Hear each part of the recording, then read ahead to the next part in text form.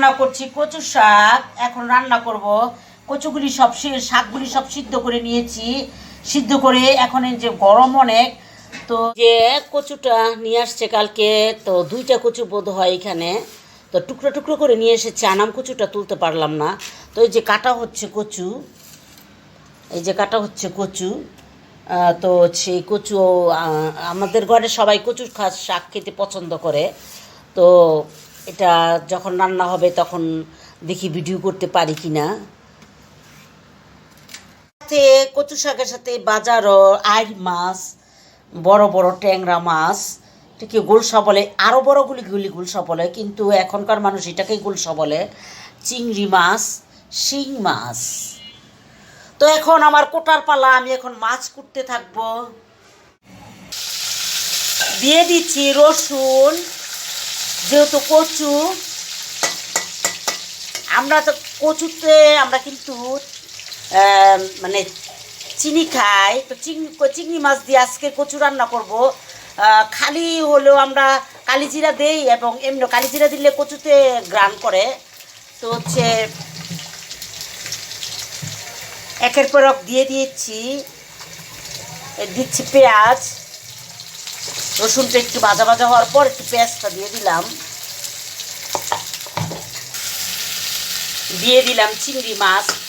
এখানে আছে গুঁড়া চিংড়ি, সাথে বড় চিংড়ি, দুইটাই আমি মিক্স করে দিয়েছি।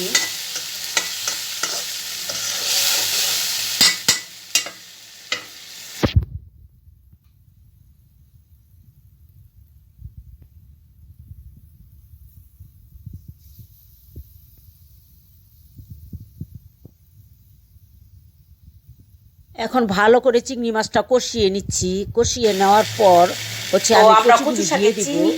তো চিংড়ি মাছ বেশি কষানো লাগে না, তো চিংড়ি দিয়ে দিলাম তো হয়ে যায়। তখন আমি দিয়ে দিলাম কচু। এখন কচুটা আমি নাড়াচাড়া দিব। হবে, তো আমি এটা একটু নামিয়ে রাখবো, পরে এটা ভাজা ভাজা করবো।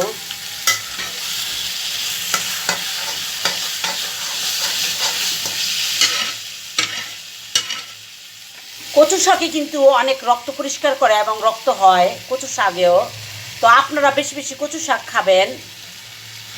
আমার কচু শাকটা রান্না হয়ে গেছে, তো আমি একদম লাস্ট পর্যায়ে এসে আবার তুললাম, কারণ এত বারবারে ক্যামেরা, একটা ডিভাইস দিয়ে সব কাজ করতে হয়, তাই হচ্ছে আমি এটা এখন তুলে নিলাম।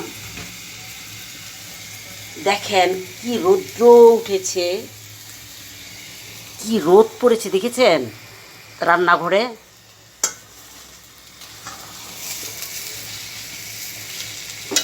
তো এইভাবে আপনারা কচু শাক খাবেন, কারণ কচু শাক মাছ ছাড়াও খাওয়া যায়। আর হচ্ছে কচু শাক খেলে আপনার শরীরের জন্য অনেক ভালো, অনেক উপকারী। তো মানুষ বলে কচু শাকে অনেক গোশতের মতো মশলা দিতে হয়। গোশতের মতো মশলা দিলেও খাটে, আবার অল্প মশলা দিলেও খাটে, দুটোটাই খাওয়া যায়। ভালো থাকবেন, সুস্থ থাকবেন সবাই। গরমে বেশি বেশি পানি খাবেন।